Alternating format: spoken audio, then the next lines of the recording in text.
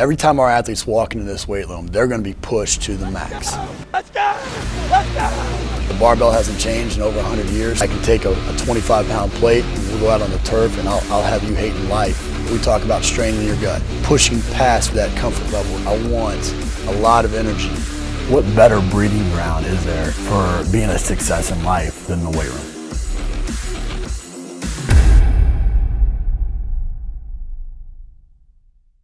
Hey guys, welcome back to Iron Game Chalk Talk. I'm your host, Ron McKeefery, and this is episode number 201. Thanks so much for listening each week. I really appreciate those of you that help share the podcast on social media and by leaving a rating and review on iTunes. Doing that helps me help as many coaches as I possibly can. Want to also thank our sponsors, and specifically Sorinex, for bringing these episodes to you for free each week. Sorinex, we're both friends of Sorinex, Micah, and just guys that we both appreciate the company, the culture, everything that goes in it, the innovation. I think that's the biggest thing, and I think you would attest as well that Summer Strong is a must-attend event as well. I know that's coming up, and you just had me down to speak at your clinic at their headquarters, their world headquarters, which is phenomenal, and I think they just do a great job. So if you're in the market for equipment, reach out to Sorinex. At the very least, let them know how much you appreciate them on social media or at the next conference that you go to. But as I mentioned, Micah Kurtz is on the show today. I've known Micah for quite some time, been real impressed by him through the years and just how his career has developed and the content that he puts out and the way that he goes about his business. And so, Mike, I appreciate you being on the show, man.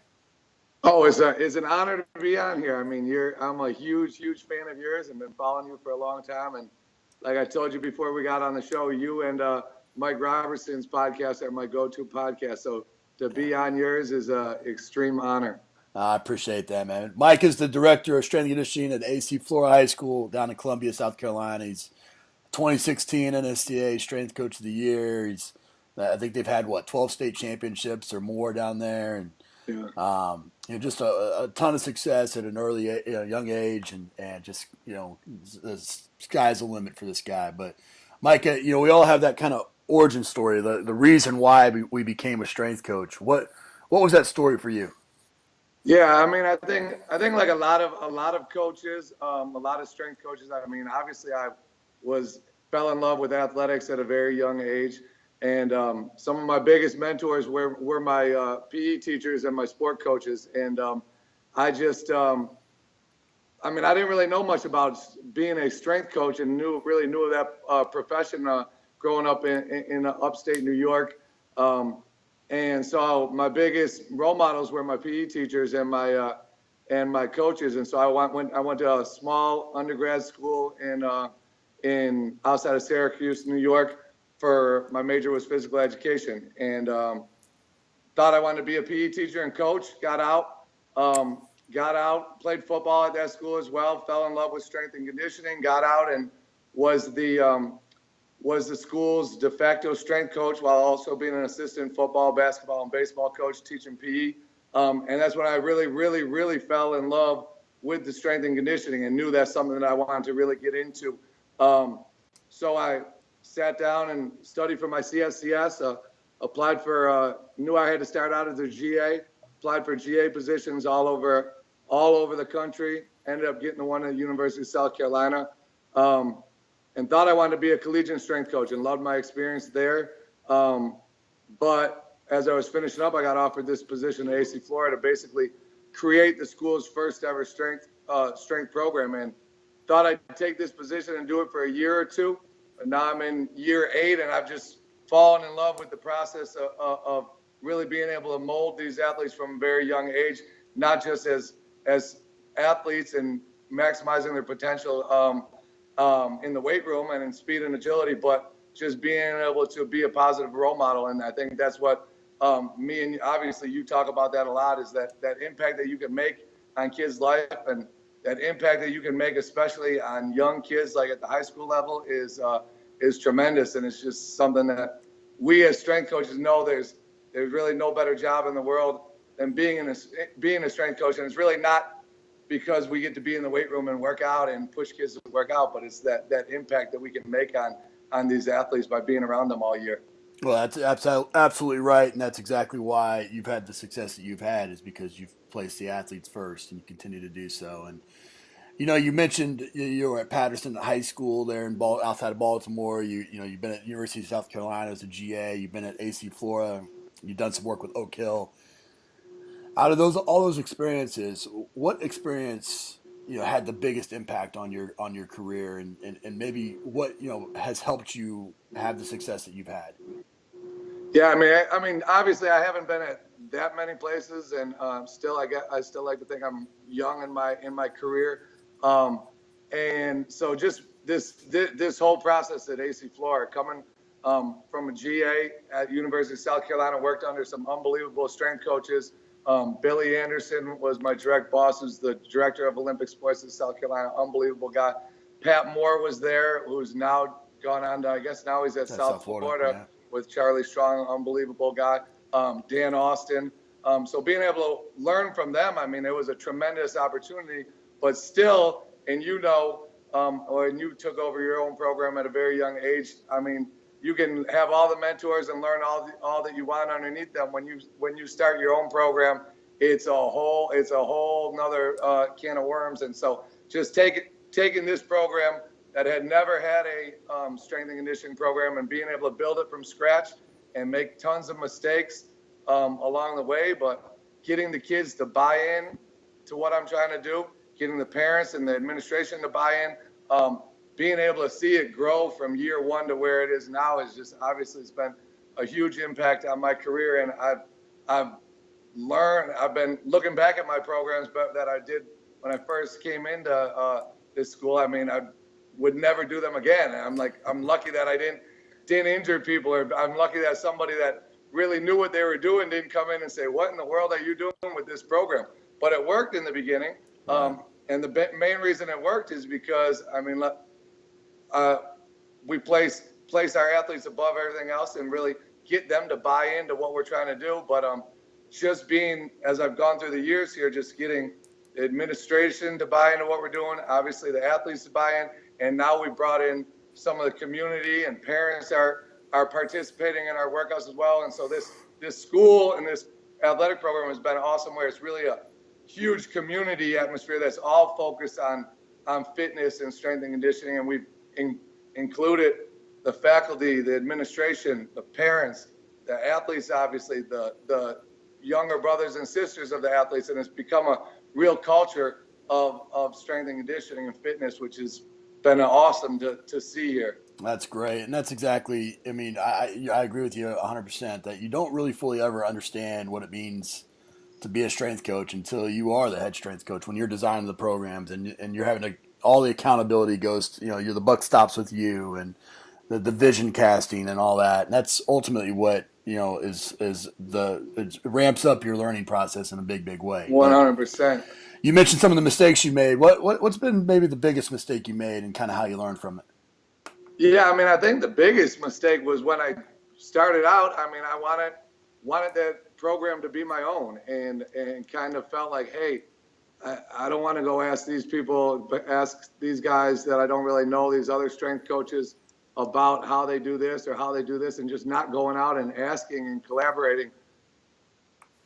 You there? My fault. Not going out and collaborating and seeking wisdom from other strength coaches. Just saying, hey, I'm gonna stay in my own little box and stay in my own little shell and do it and figure it out on my own. And I mean, since I have started networking and reaching out to people, I mean, I've realized how much I don't know, but also become such a better coach. And just this profession, like we talk about with at conferences, it's an unbelievable profession where people are so ready to help out and share their knowledge. And so I had to credit Josh Ortega, and he was a strength coach at Athletes Arena. You know Josh. Yeah. And he was before myself. He was the NSCA state director. He was an awesome guy. I never really collaborated with him, but when he was putting on one of his conferences, he was like, "Hey, I know you're doing a good job where you're at. I'd love to have you speak." And I didn't really want to speak. I was like, who knows if these guys are going to look at me and say, what is he doing? I like Josh Bonnetal talks about, says he's a extroverted introvert. And I mean, I'm probably the same way. I'm loud around my kids and talk loud around my athletes, but when I'm by myself, I mean, I'm quiet. I like to observe more than be the center of attention. So I wasn't really that comfortable in presenting, but I did go and present. And Gary Schofield and Jeremy Boone were both presenting at that as well.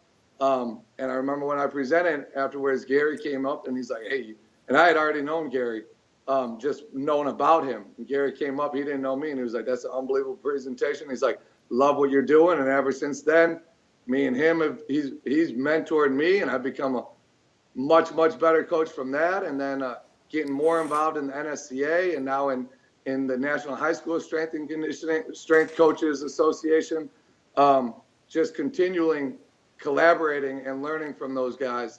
And then another quick story is 3 years ago now, my brother lives in South Florida. I emailed Bill Ferran of the Miami Heat. Yep. Had never spoke to him in my life, and I was like, hey, I'm a high school strength coach. I'm down here visiting my brother. I'd love to come by and talk to you. He emailed me back. It was like in April when they were in the middle of the playoff run. They had LeBron back then. And he was like, yeah, come on by. I pull in.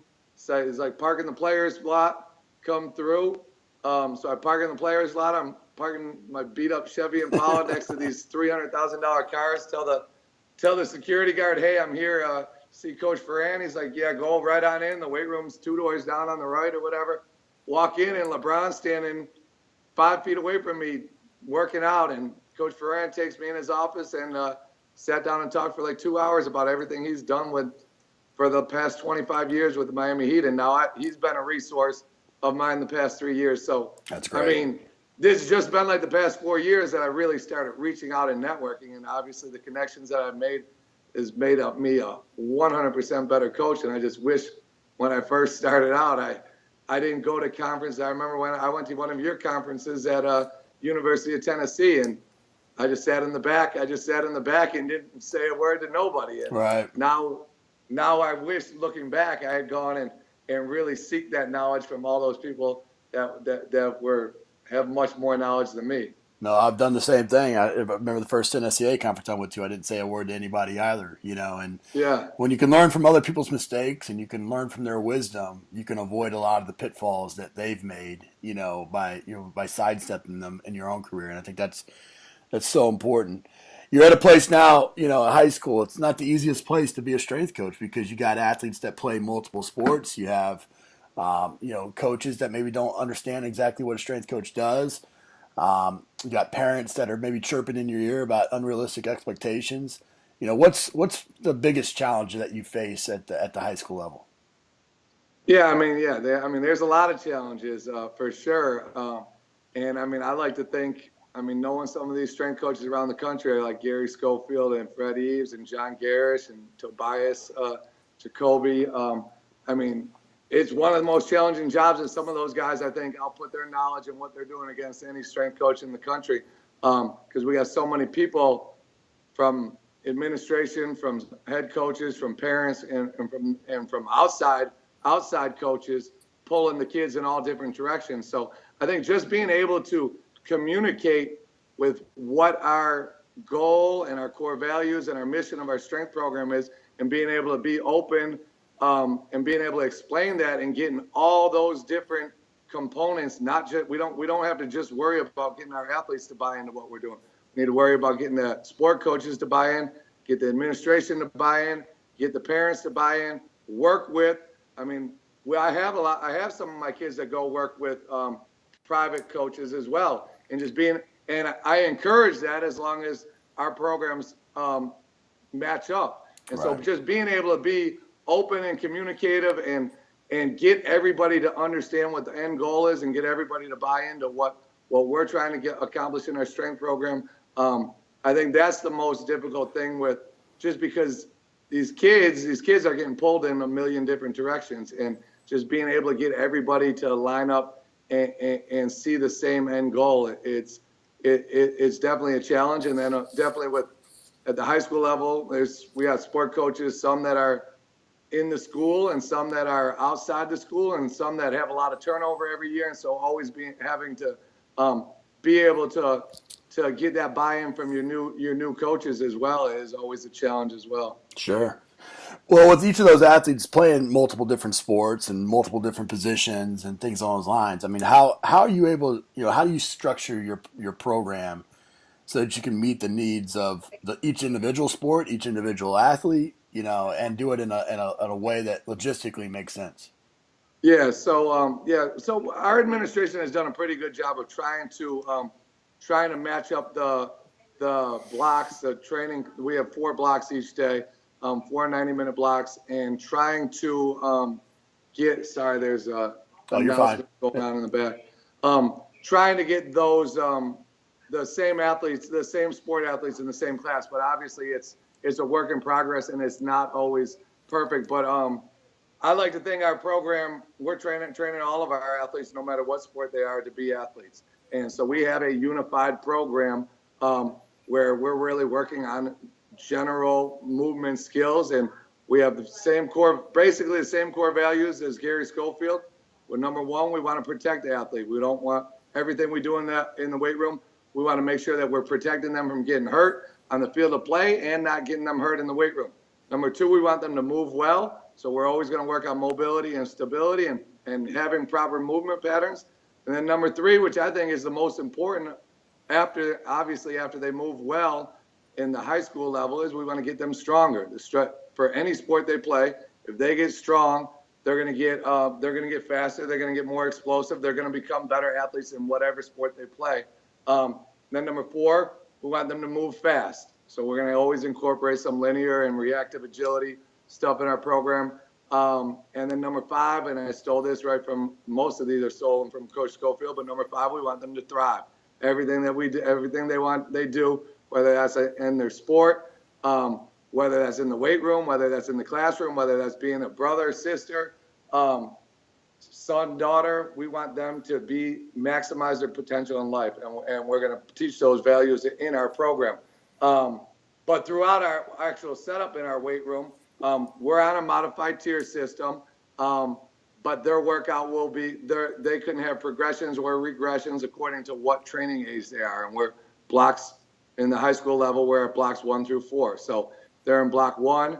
They may all be doing some type of squat movement, but it could be a goblet squat, it could be a front squat, it could be a back squat. If they're a higher level kid in our block 4, they move on to some type of velocity-based stuff, so they might be doing some type of velocity-based squats. They have some type of injury, they might be doing some type of single leg squat.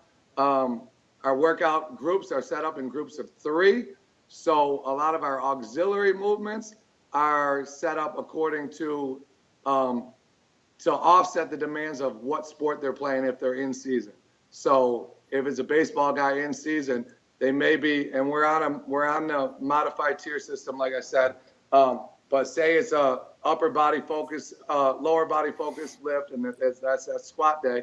One guy will be squatting, one guy will be spotting.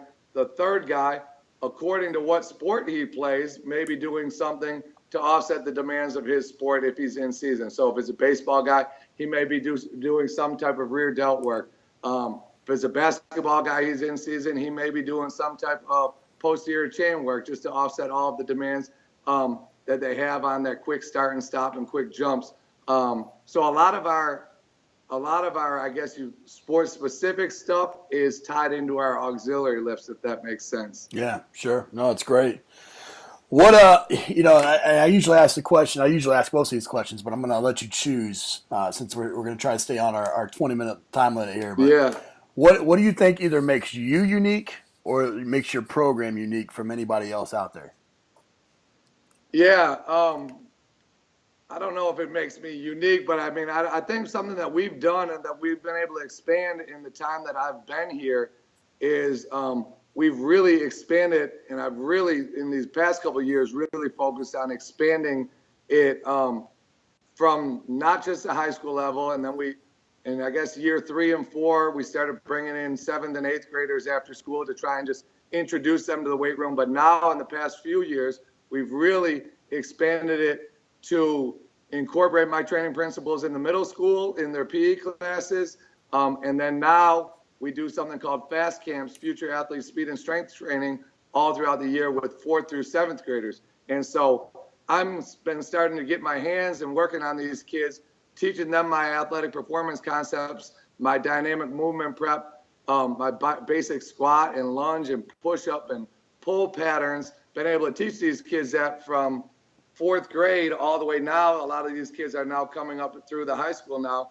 And hopefully I like to think that they're a lot further along in their strength and conditioning development and their proper movement skills because they've started with me at such a young age. And I like to think of it like, so I mean, football is king in South Carolina. And some of the best football programs, they do their football, they teach their same program for their football, their offensive and defensive terminology, their X's and O's, all the way through from their little league programs, all run the same thing, up through their middle school programs run the same thing, all the way through their high school. So those kids have the same terminology, running the same offensive and defensive schemes all the way through. So by the time they're in high school, it's like that, and they know what they're doing, and they can play faster. And so I like to think that what we're doing, I would like to think that by me getting my hands on these kids at such a young age, by the time they get to me in high school, they're at a much, much better training age and much higher competency in movement skills. And hopefully their strength and their speed is better as well by the time they get to me. So just trying to expand our strength and conditioning program past the high school level, from the high school level all the way down through the feeder systems. That's great. No, that's awesome information. Well, Mike, we end the show with some resources here. Give us the best piece of coaching advice you ever received. Oh, man. I wrote this one down. It's really a life advice because my brother was talking to me about it about a couple months ago when we were just talking about he had a few job opportunities. I had a few different job opportunities. And, my brother, he makes a ton more money than me. He's an attorney, but he would be an unbelievable strength coach as well. But he talked about never be satisfied, but appreciate what you have. Live in the moment, but chase your dreams and do all these things at the same time. So, I'm extremely, extremely, extremely happy where I am right now. I love my job, but I'm being a competitor. You always want to seek new challenges, but you don't want to be so caught up in seeking new challenges that you don't appreciate what you have. And so I think if you can do all that stuff, if you can live in the moment and chase your dreams all at the same time, things will all work out. That's awesome. Awesome advice. What about a book, app, website recommendation? Yeah, definitely can't talk about a book without talking about Brett Bartholomew's new book. I just ordered it, have not started reading it, but anybody who's on social media and follow a lot of strength coaches, you'll see that that's a very hot book right now. Your book obviously has been awesome for me. CEO, strength coach. Appreciate that. I follow a lot of like I said, you're one of my my go-to podcasts, and obviously I've read your book and where you talk about, you forced me to read, and a lot of strength coaches forced me to read because they're so big on reading. And you talk about reading one book to make yourself a better strength coach, one leadership book, and then one book for you. A great strength coach book on programming is Power Positions by Andrea Hoodie. Yeah. I loved her book and how she broke down her athletes into 3 different categories. A leadership book, Lead for God's Sake. Awesome book, just about why we're in this profession. And then a book that I just started reading for me is When We Were Young, and it's about 2 guys. It's like a 60-year-old guy and a 20-year-old guy who go out on a 7-month travel around the world. They travel around a lot of like Southeast Asia and Australia, and just tales from their time on the road. And one of my passions besides strength and conditioning is travel, and I think so. I'm jealous of all your traveling, and love to get anytime I can. I want to go see new cultures and see new countries, and this book has just been a cool book to to see their journey through Australia, and I just got it. It's an easy read and it's a very enjoyable read. Oh, that's great. Quick app and website? Yeah, website, Mike Robertson's website. I'm always checking his out. He always puts out great stuff and great blogs. I think, I don't know, what is it, robertsontrainingsystems.com or something like that, but Mike Robertson. App, we are trying to get more and more into velocity-based training. Obviously, it's expensive, but I think I'd be dumb not to try and figure out any ways I can program it into my programming, because I know that it's going to get. I think it's unbelievable, obviously, first, and I can't just write it off because Tendo units or GymAwares are too expensive for our budget. So we do have the push bands. They've been good to us. So we use the push app has been good with us. Also, we use Kinduct for our athlete readiness surveys. So we have that downloaded on all of our phones, and then just the Huddle technology app, where we can really show the kids on our phones or on our iPad if they're doing any type of improper movement. It makes them learn. It makes them learn a lot quicker by seeing their mistake, rather than me just being able to coach them and tell them their mistakes. So Absolutely. Huddle, Kinduct, and the Push app have been good for us. No, that's great. Well, where can people stay up with you? Try and be active on social media. I'm on Twitter. I'm on Instagram at KurtzM3. And then I just had a website for about the last year. Have not done that much with it. It's www.theathletemaker.com. But I've created, or I just got my web guy getting me set up with blogs. So I'm going to start trying to blog a little bit and do more writing. So hopefully I can start sending some information that can help some other coaches out. So yeah, I got that website, and hopefully I'll be more active on it here soon. No, that's great, man. Well, brother, I really appreciate you coming on the show, and just the friendship through the years, and it's been exciting to watch you go down your path and your journey and see the successes that you've had. And I think one of the things one of the biggest takeaways that I've had from this episode is just how you've gone through consistently and referenced the mentors that you've had, and be it your brother, be it Gary Schofield, be it Mike Robertson, anybody else that you mentioned. So many times as coaches, when we experience a little bit of success, and it all becomes about us, and you've maintained the fact that it's about the athletes, number one, and then it's about the people that have poured into your life, and that shines through in a big way. So appreciate you coming on, man. 100%. It's an honor to be on this. I appreciate you inviting me on. Keep up the unbelievable work.